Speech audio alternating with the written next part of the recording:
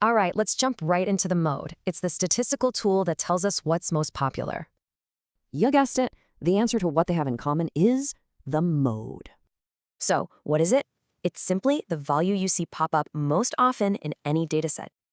Okay, let's try a quick example. Take a look at these student marks. If you scan through them, you'll probably notice one number keeps showing up, right?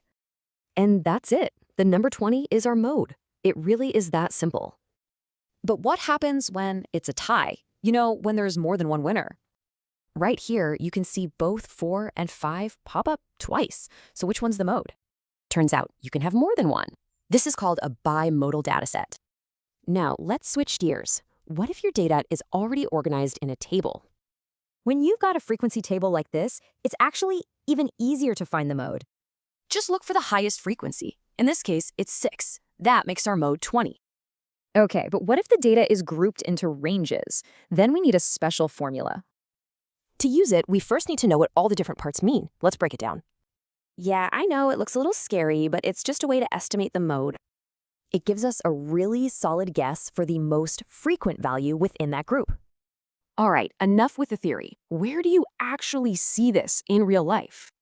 Well, think about the best-selling shoe size or the most popular phone. That's the mode.